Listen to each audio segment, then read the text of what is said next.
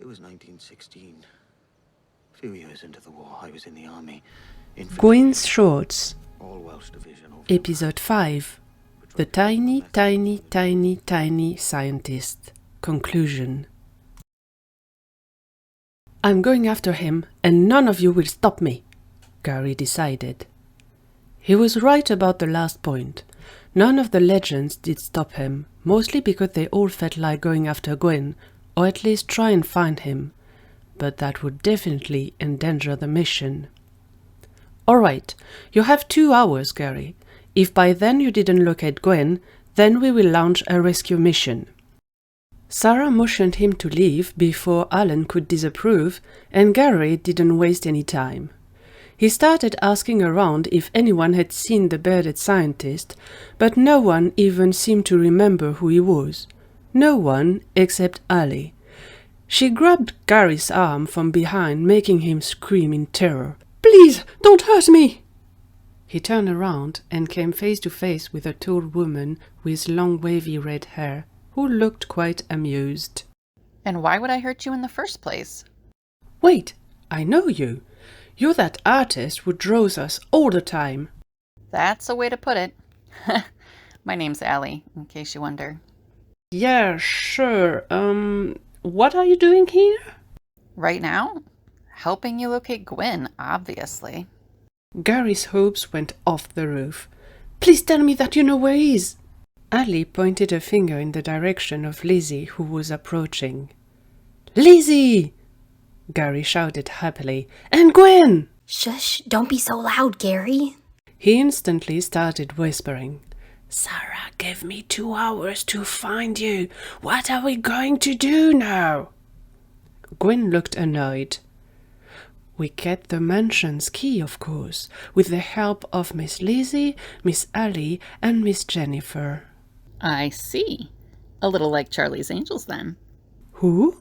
Gwyn asked, but Lizzie ignored him as she had become quite excited about the adventure.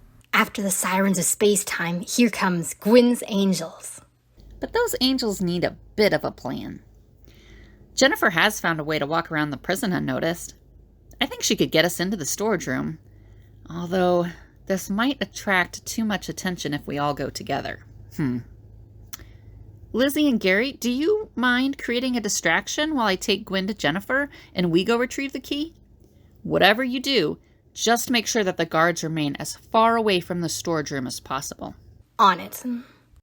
Alie placed the palm of her hand against Lizzie's shoulder, and tiny Gwyn, who looked a bit pale, climbed on it.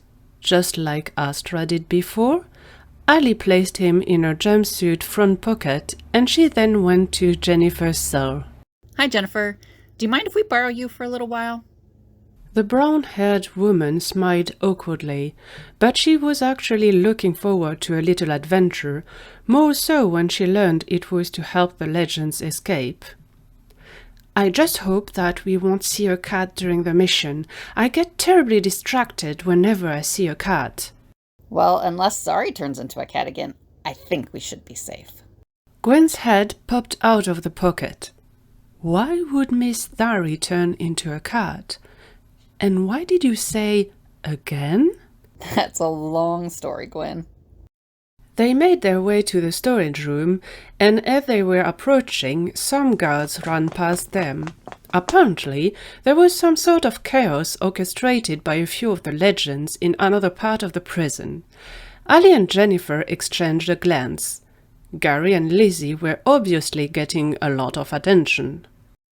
But as they reached the storage room and Jennifer was flexing her way to open the door, they were all startled when they heard the voice of a woman behind them. "And what do you think you're doing, exactly?" Turning around, they saw a woman dressed like she belonged to some kind of special force team.